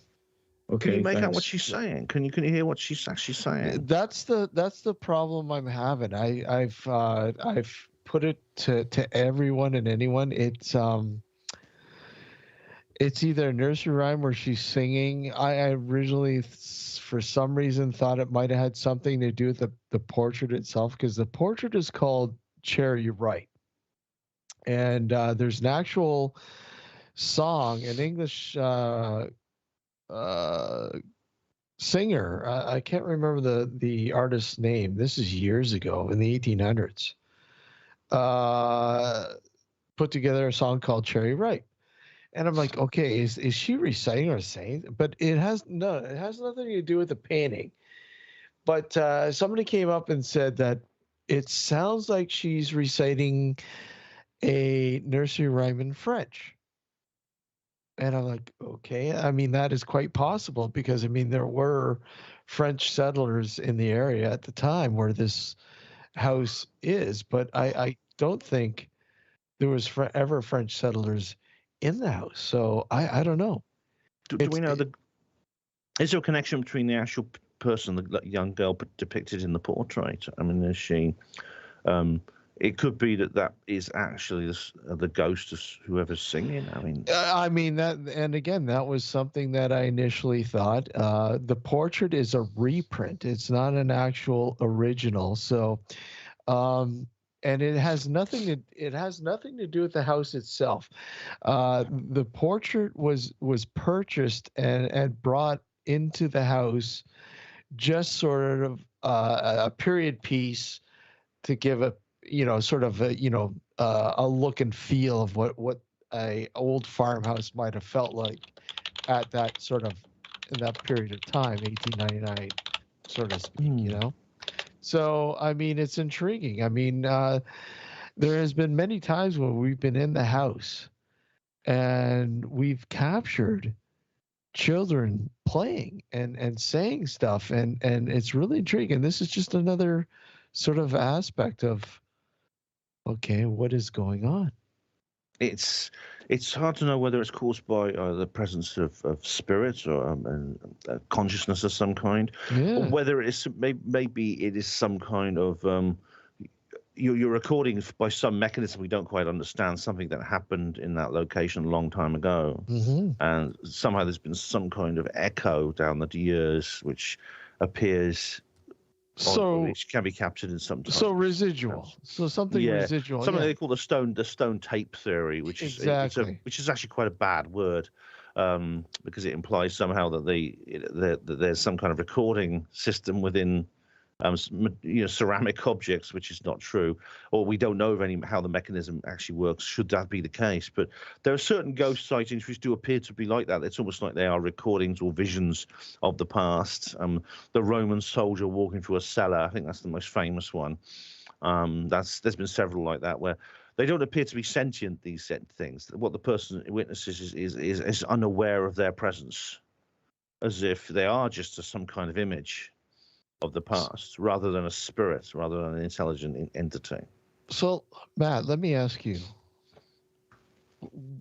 what do you think we're dealing with when it comes to sort of contact or experiences that many people are having? I think when you die, people pass on, and some of those people are trying to sort of make contact. They're trying to sort of but some things I think are kind of like recordings, which are non-sentient recordings.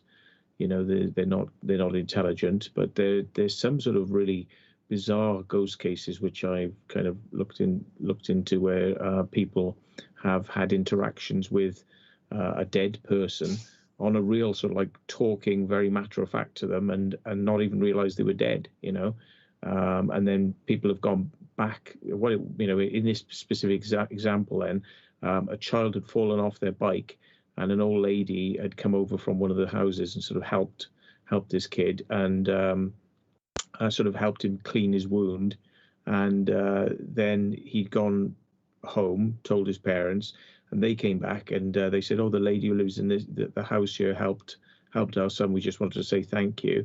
And they said, "No old lady lives here." And they described described the woman, and she died a couple of years previous. So this child had a direct interaction, with somebody that had died, but was physical interaction. And there are many instances like that where people have almost like done a time slip. And there are weird things that have happened where people hand over, they like go into an old bar or an old tavern or something like that, and the people in there don't seem to bat an eyelid at the fact that they're wearing modern clothes. And they say, oh, can I have a pint of beer? And they give them the pint, and they hand over modern money, and they accept it, and it's kind of like, and then they go back to this same tavern and they find out it was, demolished a long time ago, and it's kind of things like that have happened. So it seems like something like that happens. How do you explain that? That happened to me once. Matt, Ben, it happened to you? Time slips. Sorry, I mentioned that I had an experience exactly like that. Me too. Yeah. Well, what happened to me? So I was at the base. You were there, Matthew. I think it was one of the bases Christmas bashes that Miles hosts. It was the one where Michael Shrimpton was. We were at the Black Swan, and in that room at the top, and I was sort of like drifting off to sleep, and it wasn't because Michael was boring. I mean, I was boring. I was sort of like sitting there going like that, and I was dozing, like you do when you've had a big dinner and it's nice and warm and you're sitting there. And just suddenly I found myself standing at the back of the room, and the fire was lit, which is weird because there's like an open fire. There's a grate there, and I could feel the heat of the fire on my back. And the windows there was sun shining in through the windows, so it was different because it wasn't cloudy like it was the day we were there. And the table was there, and it had a white tablecloth on, and there were all the stuff that Miles had put up for the Basis project was gone. And there was instead people sitting around the table, the table with the white tablecloth on. And they'd clearly been having dinner, and they were all sitting there laughing that some people were smoking, which was obviously odd in this day and age.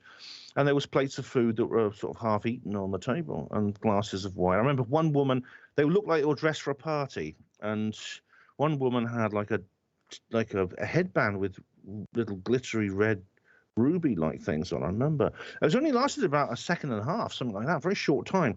I could hear their voices. And I couldn't hear what they were saying, but they were laughing, they were cheerful.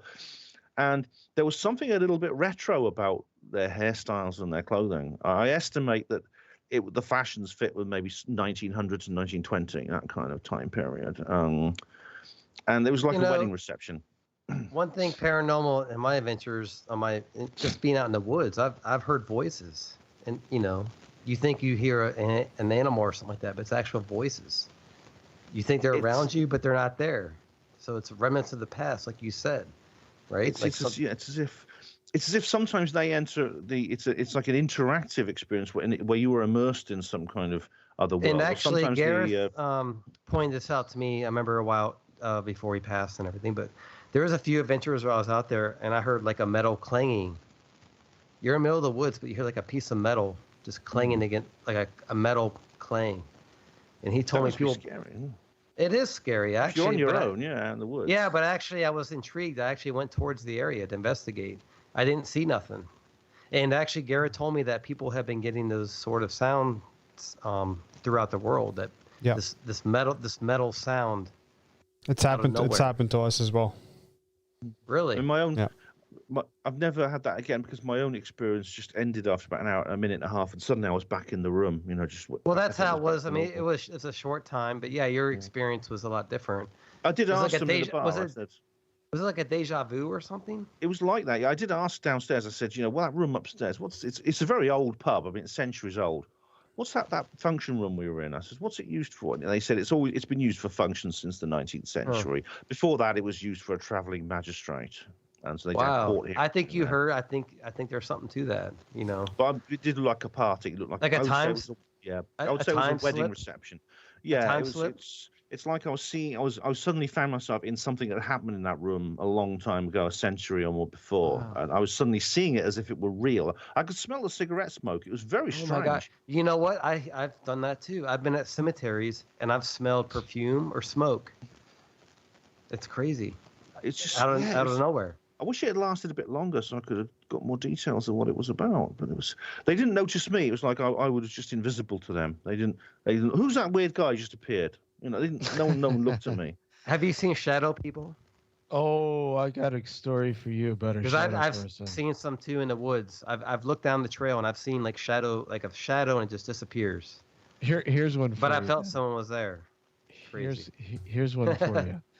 We were doing research at an old pioneer cemetery, abandoned cemetery for one of the town that it laid in, and we were up there one evening taking some photos and documenting the area and taking some audio samples and stuff like that. And there was 5 of us that night, and it was really, really eerie. This is probably about 1:00 in the morning. Very quiet. And this place is in the middle of nowhere. And so 2 of us go towards one area, and 3 veer off to another section of the cemetery, only small. And I'm snapping pictures. And I'm like, okay, this is strange. There are 2 people in front of me, and I'm snapping pictures, and there's only one person in the picture. What is going on here? Okay, so I snapped another picture, same thing. Okay, what the hell's going on? So I call out to who's in front of me and say, hey, man, where's so-and-so? He's on the other side, of the cemetery. Okay, who's in between us? And as I said that, whoever was in between us walked off and veered off towards the corner of the cemetery by a children's plot and disappeared at the fencing. Just dissipated. Interesting. It was the weirdest experience I've ever had. That's. I can understand why some people get into ghost hunting, and then something like that happens, and they give it up. They say, "I'm not doing that again." Well, I mean, the rational thing. The rational thing is my rational thinking was, okay, what just happened? I need to try to recreate this, and I tried to recreate it. I said, okay, maybe it was just shadowing from. There was a street light not too far away. Okay, and it was a tad bit foggy out. Okay, let's redo this. And, trying to recreate it, there was absolutely no way to recreate it. It was the weirdest thing I'd ever experienced. One of them, anyways. That's really spooky, Steve. Yeah. I mean, that's alarming. I mean, that's obviously some people like that sort of thing. It's a thrill seekers thing. I think I probably would. I'd probably quite enjoy it. I probably want to go back and try again. But yeah, but that's it's a lot. It's weird. I mean, I don't know if you ever watch. There are some like YouTube channels that especially dedicated to like ghost videos. There's like The Darkest Secret and Slapped Ham and several others. And every few days they upload a video, which is like a compilation of weird stuff. And some of it's fake, some of it's just jokes. But I mean, you get like some that really like are nightmarish, and that like make me think, oh my God. I haven't dove that deep into the dark web like you have been. Oh man, some of it's like, I mean, some of it's quite relief. If I find out it's fake, it's quite relief, because some of it's really, really disturbing. But there are places where I think what you might have encountered, Steve, is literally some kind of entity, some kind of spirit that is literally able to interact with our world. Do you think that the spirits attached? And Steve, you can maybe take this into your point. Do they attach to you, the spirits? A lot of people will say that, and a lot of psychics will say that. I always sit on the fence about psychics. I'm not a true believer with psychics. I mean, I do work and have worked with people who do have the true, I believe, a true ability, and have proven it. But I mean, attachments. I mean, sure. I mean, it's a possibility. I mean, it's Do I believe it? I don't know. I can't really tell you. You have to find out, I guess, from your own life to see what happens. Well, I've had a lot of strange stuff happen in my home, Joe, if that's what you mean. And let me tell you, my wife goes, you brought something home with you several times. She's like, damn you. Yeah. But Ben, going on about my experience, that's only the icing on the cake. I mean, there has been so many things that have happened in that small little plot of land that just completely have blown my mind over the years. It's certain places, seem to be attract activity. I mean, there are sometimes, you mentioned attachments. I mean, there's certain phenomena that seem to be attached to a certain person. That's what, like, poltergeists tend to be like that. They tend to follow a certain person around rather than a particular place. But on the subject of bringing things home with you, it's something I suppose we should treat with caution. One of the authors, I think Matthew and I are both familiar with, Jonathan. Matthew's, I think, is dropping off now, but Jonathan Downes. Jonathan Downes, he specializes in cryptozoology, and he runs the Center for Fortean Zoology. Mm-hmm. Yet he has written a little bit on psychic phenomena and paranormal investigation, ufology as well, which he used to do in his youth. And he talks about something called the psychic backlash, mm-hmm. which is essentially it's like a jinx that some people experience when they start investigating weird stuff, especially some of the darkest, more creepy things. And Jonathan indeed did in his youth. He took drugs. He went down to the beach with people, and they all took drugs together, and horrible things happened to him. And he claims he's never really got over it. When he had a run of bad luck and things like that, his car kept breaking down, his cats died, things like that. And he put that down to some effect of what he was doing, that it was now impinging on his own life. Yeah. Ben, I want to ask you a little off the here. When are you coming down to the Coral Castle? Oh, yeah. Coral Castle. Yes. Oh, well, yeah. At some point, possibly if there's ever a time when we can travel freely again. I've always been saying I'd go to Florida and we go and visit Coral Castle. I want to go and see that. Well, Florida's wide open, just so you know. You can come here and it's no problem. Yeah. I'm not sure about I'm not sure about the international restrictions, but fly over here, get out the country. Yeah. Another neat place in Florida I really enjoyed is the St. Augustine Lighthouse. Oh, dude, I've been there. It's amazing. I love that. And I actually know it's haunted. I know it's haunted. And I heard crazy sounds when I was there that day. Yeah. So, yeah, just during the daytime. So, Matt, how about you? Have you ever had an experience that just, okay, and, I'm sure you have. Had things fly off shelves, literally things that I, sort of like come across the room. And the thing is, these things always happen out of I've never directly seen something go off a shelf, but it happens just out of vision. And a couple of times that's happened, and I would just talk to whatever the spirit is that was there, and sort of things kind of simmered down. But Matt, are these instances where you're like at the place re-exploring, or when you get back home? These are at home. Yeah. Wow. So do you think by going to some of these areas that they're coming back with you? That the attachment issue? I don't know. I mean, it could be something that before, was in the house. Could have been something that was in the house. Oh, okay. I don't really know. I don't know. When you Matt, when you say talking to them, what's your sort of process there? When you're talking to, I say, well, I'm not afraid of you, and if you want to sort of show yourself, I'll be happy, kind of like I'm cool with that. But I think that doesn't work so much. I think that if anything, that works to kind of make things go away. And I've come to the conclusion that if ghosts can frighten you, they charge up, they get something from that. And if you talk to them and you quell them, they kind of dissipate.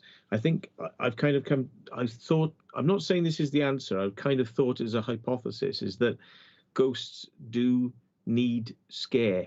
They need scare, and they benefit maybe from that kind of energy of somebody being scared, and I kind of like have been shocked by seeing something fly off, and then I start talking, but it's like, I don't know whether or not that dissipates it. It makes it go away. On the topic, people have always told me that energy never dies. Yeah, and it doesn't. I mean, energy is infinite. Yeah, so these spirits are just energy, right? You like to believe that. I mean, you like to see. Okay, so anyways, going back to say EVP, and one of the areas that I like to sort of explore and have done a lot of research with, and that's infrasound, and how it connects, how these sort of voices, these disembodied voices, seem to be connected with, in a certain frequency that we can't hear audibly real time, where we need devices to sort of patch into, where animals can hear. And it's really intriguing to look in and say, look at there. Not only is there a sort of an existence realm. I mean, we like to look at the way the universe as a multiverse, if you will. And there is evidence now out there that is quite possible, that we are actually in a multiverse, and that perhaps these experiences could be time slips that glitches in time between the layers, if you will, and voices, EVPs, are an example of that. Why is this technology not being accepted into modern science, for example? No, nobody's saying it's not. I mean, there is research going on out there to explain this, and that's the thing. I mean, there's always research out there. You just got to look. You really do have to look. It doesn't mean that they're ignoring this. I mean, there is some hardcore research going on with infrasound and the possibility of, because I mean, look at it. Different dimensions, like you mentioned. Look at it this way. Us talking right now, we're creating energy, and that is infinite. It goes up into cyberspace, if you will. And it's there. The technology is there to grab it. We can do it, right? I mean, there's so many theories out there. And again, it's just another piece of what we call the paranormal, the great unknown, that maybe, within time, science will explain. And I hate saying that. Science will explain it. I know. We always depend on. Don't get me wrong. Science is fallible, just like any man-made thing out there is fallible. But I just posted some stuff on not climate change, but just about how the Earth was so different millions of years ago, and all of a sudden you got these people coming in. Well, the scientists say this. Well, man doesn't cause it, right? Because it's been going on for millions of years. So it's not science, but it's just scientists can't agree. Scientists don't agree amongst themselves, though. I mean, it's the most bitter argument. They can turn really venomous, actually. Let's talk about scientists. I mean, because they get bought up by politicians, right? Well, yeah. I mean, that's the fallacy of it, right? Yeah. On the subject of infrasound, I mean, I've heard like that. Because infrasound can be found everywhere. Very low frequency sound that we can't hear. I know other creatures like elephants can hear it, but how about whales and dolphins, Ben? Yeah, they use it. But infrasound, it travels a very long way, and it seems to have some effect on the human brain. And I mean, let's see this. It always. The effect is there. There's no doubt the effect is there. For example, people have strange experiences when wind generators are put up in their area, and the wind generators also create infrasound. But the thing is, like, the skeptic will say, well, obviously this frequency changes the brain in some way, so you hallucinate. Because the whole point of it, the whole center of the skeptic worldview is that what you get is what you see. There is nothing more than what we can see in front of us, and so it has to be an effect on the brain because our whole subjective experience comes from the human. Remember when 5G came out? Everybody was freaking out, right, Ben? Yeah. If you guys can chime in. Some still are. Yeah, some still are. I mean, I don't really specialize in that myself. I haven't seen anything really convincing me about that. There was all this controversy about that. You know, it's going to change the radio waves and things like that. So, but you know, infrasound, 5G is different sort of thing entirely. But infrasound does have an effect on the brain. It could be, but it may not be like it just it makes us see things that aren't there. It may have it may change our perception frequency, so we find it easier to have like what you might call minor psychic experience. So you're talking about hidden technology. It could be. It's a side effect of what happens. Like no one puts up a wind generator because they want to give people weird experiences. They put up the wind generator so we can have electric power. Well, then there's a side effect of that. But it could be that infrasound itself could be used to deliberately to explore altered states of consciousness. It is, Ben, and one area that you look at is electromagnetic frequency.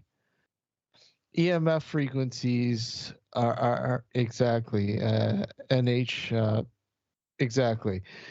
So it depends on the frequency. If you have a low frequency for a long period of time, it can affect you immensely. If you have a high for a short period of time, it can affect you quite immensely. I had a case where I had a 10-year-old kid who was experiencing a visitor at night in his room at the foot of his bed each night, and was scaring the crap out of him. And would not, he would, go and run into his mother's room and sleep in his mother's room because he was frightened. We got the call in, went in, investigated, the house, the room, and, tried to make sense of this. I mean, we have to understand that 99% of what's happening is explainable, and a lot of people will not look into frequencies. And I'll tell you right now, frequencies play a huge role in a lot of experiences that people have, a lot of weird experiences. But in this particular case, the child, like I said, was experiencing what he thought was a person walking into his room and standing at the foot of his bed. Imagine waking up in the middle of the night and there's somebody standing at the foot of your bed. How would you feel? You'd be terrified. So anyways, go into this room and analyze what's going on. You take base readings, whatever else. And I noticed that, there was a huge amount of like a spike in EMF coming from the headboard, where his headboard was of his bed, but it wasn't coming from the room. No matter what I did, I could not get it to stop. So I checked the other side of the wall, went into the kitchen, and noticed that the microwave, the wire to the microwave, the plug had been slashed, and it was emitting huge amounts of EMF. So this kid, his brain, his head had been exposed to, medium amounts of EMF over periods of time. So I suggested to the mother, I said, look, this is my thoughts. Either you fix, you fix the cord, or you get a new microwave, move the kid's bed to a certain area where there's no outlet that is in use, and let's go from there. So she took my advice. She got a new microwave. She moved the kids' bed, and I think it was what eight. I guess what 6 months later, I get a call back from her saying that everything was okay. You know, it just goes to show you. You know. Yeah, it's that's interesting. I mean, I've heard of similar things, Steve. Like in one case, I think it was an alarm clock that was causing an EMF spike, on a person's bedside, which caused them to have strange experiences. And of course, it's obvious that this correlation has to have a cause, and it's not necessarily that they're seeing something that's not there and it's just an hallucination. They're imagining it. It could be literally that it is causing an altered state of consciousness that allows them to perceive other aspects of reality that they wouldn't be otherwise be able to. In my case, you see, with the time slip I had, and I had another one I don't have time to tell you tonight. Mm-hmm. It was being in a sort of half asleep state that caused me to have in a sense, you could explain it as a dream. I mean, I can't prove that it wasn't just a dream, but it's that for other reasons, I think it's not. I don't have time to tell you tonight, but I've had other experiences when I'm half asleep. But I'm going to have to leave. It's 4 a.m., so I'm going to have to go to bed. Well, we have this big flagging. People don't realize watching the show, we have such a time difference in our time zones, right? Yeah. Spread out around the world. And normally I'd be okay, but I'm really feeling quite shit. Yeah, well, you've been through a lot, Matt. And you know what? I want to thank both you and Ben for being a part of this. Thank you. Glad to, guys. Glad to. And we'd love to have you. You know what? We're gonna have to do this when the time constraint isn't so bad for you guys. We'll come to a happy medium. So we'll definitely do that down the. Yeah, time's not normally a problem. It's having kidney stone operations and a fever. Yeah. I hope you get better, man. And I'm grateful. I do too as well. Thank you. Yeah. I really hope I get grateful to talk to you. You guys, I'm so grateful. You too, guys. You too, Joe. Yeah. So I've got work in the morning. I just need to get a bit more sleep. I did sleep a bit before the show as well, so it's not too bad. But it's great. It's been great to be on again. It really has. Well, thank you guys. I really appreciate it. And Joe, of course, thank you for joining us this evening. Yeah, man, anytime. I want to thank you, all you guys. I'm losing my voice now. There you go. It was a great show. We talked about a lot of great stuff. We did. And guys, look forward to the next time. And definitely, guys. Ben, keep up the great job. Matt, keep up the great job. Enjoying the vids. Thank you. Awesome stuff. The Secret Vote. Let's give a shout out, Matt. Matt, what's your video channel? Secret Vote. Yeah. The Secret Vote. Vault. Ben, where can we find your books and what you're doing? Yeah. Well, my books are called the Roswell Trilogy. Just go to Hospital Porters Against the New World Order, HPANWO. I pronounce it Hapanwo. And everything there, it's all my stuff's there. Yeah. That's it. So the joke we used to do on Gareth's show was. It's been great to talk to you all again. And thanks everyone in chat. And thanks everyone who's listened. And see you again soon. Take care, Ben. Night, guys. Take care. Great to see you all again. Bye-bye. And Matt, get your stuff out there. Oh, I will. Yeah. And also make sure check out my channel on YouTube, Flow Trailblazer, guys. Thank you so much. All right, Joe. Take care. Yeah. I'm out of here now. Okay, guys. Thanks very much. Okay. Cheers. Take care. Good night. Thank you. Thanks a lot. Thanks. Oh man, what a show. Yeah. What a show. That was good. And was really you know good what? show. You know what, guys? That's part 1. Part 2 is next Sunday night.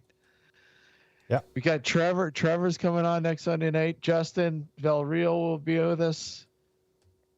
Part 2 is next Sunday night. I want to thank everybody for tuning in on New Visions Radio Network. Oh my God, look at my head there. Cheers, everyone. And again, look to Gareth. What are you drinking anyways? Are you still drinking? What are you drinking? I can't hear you. I said, don't worry about it. What are you drinking? I'm drinking, it's called Vecchia Romagna. What? There you go. It's an Italian whiskey. Oh, interesting. How is it? It's not bad. Oh, it can't be that good then. How does it hold up it's pretty against good. 40 It's Creek? pretty good. Huh? It's pretty good. 40 Creek though, right? I'm saving it. I want to get there's some other stuff. There's this that I gotta finish, and then there's the one you got me. So I gotta start that next. Yeah. Awesome. Next Sunday night will be part 2 of the Mindset Paratalk. Hopefully, Reeves can join us, but I don't think so, unfortunately, because the time. Yeah. But Trevor will be joining us, and of course Justin Villarreal, a couple of regulars on Mindset, and Trevor has never been on our show before, so it'll be intriguing to have Trevor on. Mm-hmm. Of course, Justin has been a regular on our show many times. Yep. Good friend of the show. It'll be great to have him on. Back on. Next Sunday night, guys, tune in. And I want to thank guys, like and subscribe the channel. And for those who have already done it, thank you. Really appreciate it. The support and everything else. We'll be back next Sunday night. Yep. Have a good night, everyone. Until then, guys, take care. Oh my God, I don't even have the music lined up, dude. I can't even do it. Slacking, man. I'm slacking, man. Take care, everyone. You have been listening to Nocturnal Frequency Radio and watching Nocturnal Frequency Radio on our YouTube channel. Take care, everyone. Have a good night.